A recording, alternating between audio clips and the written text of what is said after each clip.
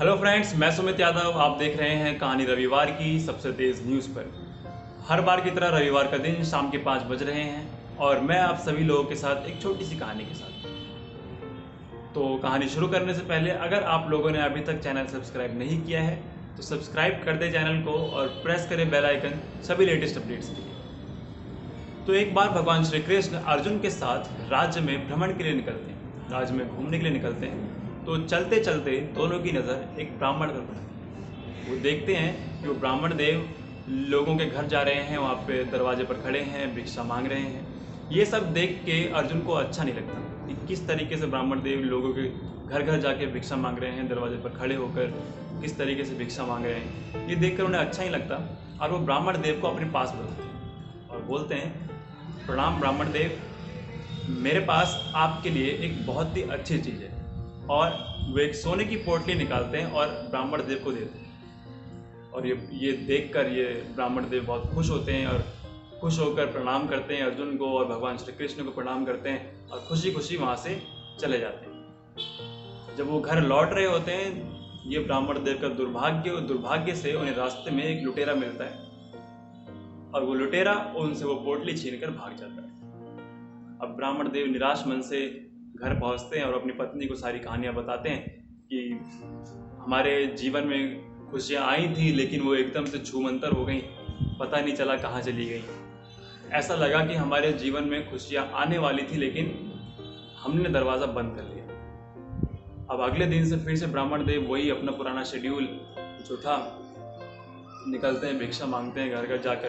तो कुछ दिन बाद अर्जुन की नज़र फिर से ब्राह्मण देव पर पड़ती है और वो उनको बुलाते हैं। वो पूछते हैं कि मैंने तुम्हें इतने सारे सोने के सिक्के दिए थे, उनका क्या हुआ? आप फिर से भिक्षा मांग रहे हैं, फिर से घर घर जाकर भिक्षा मांग रहे हैं। तो ब्राह्मण देव सारी कहानी अर्जुन को सुनाते हैं कि रास्ते में घर जाते वक्त, घर लौटते वक्त रास्ते में एक लुटेरा मिला जिसने मेरे से वो छीन ली पोटली सोने की और अब मेरे को दोबारा से यही काम करना पड़ रहा है। ये सुनकर अर्जुन को बहुत बुरा लगता है और वो कहते हैं, मेरे पास आपके लिए एक बहुत ही बेशकीमती चीज़ है, बहुत ही अनमोल चीज़ है ये मोती।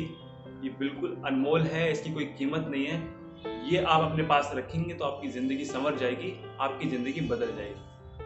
ब्राह्मण देव वो मोती लेकर बहुत खुश होते हैं और फिर से एक बार भगवान श्री कृष्ण को प्रणाम करते हैं, अर्जुन की तारीफ करते हैं कि अर्जुन आप श्रेष्ठ हैं, आपसे बेहतर कोई नहीं, आप महान हैं, और प्रणाम करके वहाँ से चले जाते हैं। आप इस घर जा रहे होते हैं, घर पहुँचते हैं तो उनकी पत्नी नदी पर पानी भरने गई होती हैं, घर पे होती नहीं है। तो वो ढूंढ रहे होते हैं कि जगह ढूंढ रहे होते हैं कि ये मोती कहाँ रखें। तो उनको एक घड़ा दिखता है पुराना, घर में कोई संदूक तो घर में होता नहीं है, एक पुराना घड़ा दिखता है घर में और उस घड़े में वो मोती रख देते हैं। और क्योंकि थक गए होते हैं तो थोड़ी देर आराम करते हैं और उनको नींद लग जाती है। उनकी पत्नी नदी से पानी भर के घड़े में वापस आ रही होती है तो रास्ते में उनका घड़ा टूट जाता है।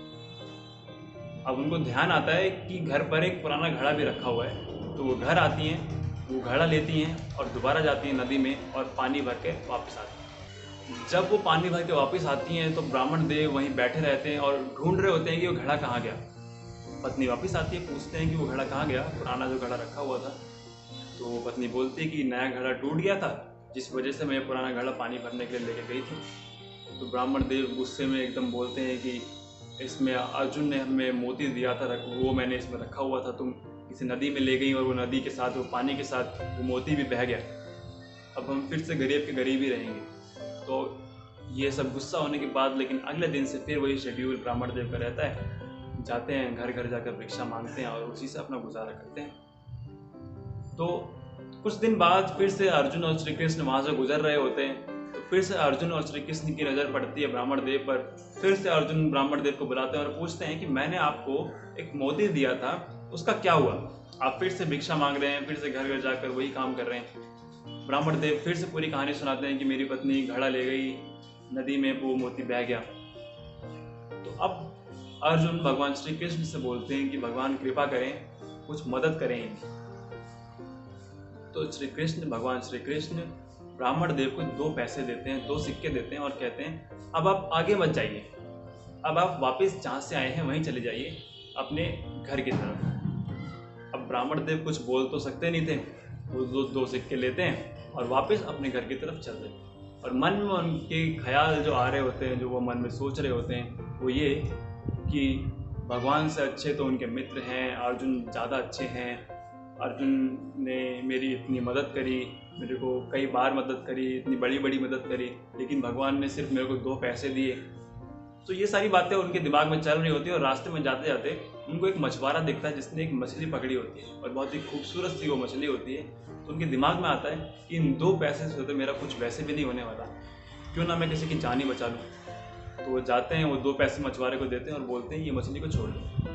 तो वो मछली मछुआरे से लेकर अपने कमंडल में डाल लेते हैं। कमंडल में पानी होता है, तो मछली कमंडल में डालकर जाते हैं नदी की तरफ उसको छोड़ने के लिए। जब वो जा रहे होते हैं और जैसे ही नदी में उसको छोड़ने वाले होते हैं तो कमंडल में उनकी नज़र पड़ती है। कमंडल में वो देखते हैं कि इसमें मोती रखा हुआ है। ये वही मोती है और जो नदी में बह गया था और मछली ने खा लिया था, अब वो उनके कमंडल में है। ये देखकर ब्राह्मण देव बहुत खुश होते हैं और बोलते हैं, जोर से चिल्लाते हैं कि मिल गया, मिल गया। अब इत्तेफाक से उसी समय वहाँ से वो लुटेरा जा रहा होता है जिसने ब्राह्मण देव से वो सोने की पोटली लूटी होती है, और उसको लगता है कि ब्राह्मण देव ने मुझे पहचान लिया और इस बार ये मुझे सज़ा दिलवा के रहेंगे। तो लुटेरा आता है, जाके ब्राह्मण देव के कदमों में गिर जाता है और बोलता है कि आप ये अपनी पोटली रख लीजिए सोने की, लेकिन मुझे सज़ा मत दिलवाइए। मैं आपसे माफ़ी मांगता हूँ, मुझे आप सज़ा मत दिलवाइए। अब ब्राह्मण देव खुश हो जाते हैं कि एक हाथ में मोती है, एक हाथ में मेरी सोने की पोटली है, सब कुछ ठीक हो गया, अब कुछ गलत नहीं है, सब कुछ ठीक हो गया है, सब कुछ सुधर गया है, अब मेरी ज़िंदगी बहुत अच्छी हो गई। अब जब ये सारा सीन, ये सारी घटना अर्जुन देखते हैं और फिर पूछते हैं भगवान श्री कृष्ण से, बोलते हैं कि मैंने इनको सोने की पोटली दी, मैंने इन्हें मोती दिए, लेकिन इनकी ज़िंदगी वैसी की वैसी थी। लेकिन जब आपने 2 पैसे दिए, 2 सिक्के दिए, ये पूरा खेल ही पलट गया, सारा खेल पलट गया, पूरी इनकी ज़िंदगी पूरी इधर से उधर हो गई, अच्छी हो गई, सुधर गई। ये क्या लीला है, आपने ऐसा क्या किया प्रभु? जब श्री कृष्ण से ये सवाल अर्जुन करते हैं तो भगवान बताते हैं कि ये सारा खेल है सोच का, ये सारा खेल है कर्मों का। जब तुमने इन्हें सोने की पोटली दी तब ब्राह्मण देव ने सोचा कि अब मेरी ज़िंदगी अच्छी हो जाएगी, अब मेरी ज़िंदगी बदल जाएगी। जब तुमने इसे मोती दिए तब भी इन्होंने यही सोचा कि अब मेरी ज़िंदगी अच्छी हो जाएगी, अब मैं बहुत अच्छा करूँगा, अब गरीबी नहीं रहेगी मेरे जीवन में। लेकिन जब मैंने 2 पैसे दिए तब इसने अपने बारे में नहीं सोचा, तब इसने सोचा उस मछली के बारे में, उस मछली की जान बचाने के बारे में। और यही कर्म, यही कुछ अच्छे कर्म लोगों की ज़िंदगी बदलने में मदद करते हैं।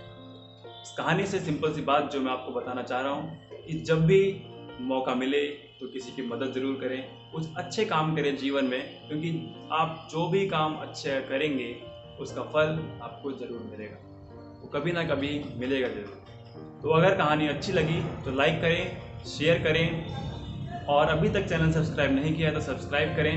मिलते हैं अगली वीडियो में। खुश रहें, स्वस्थ रहें।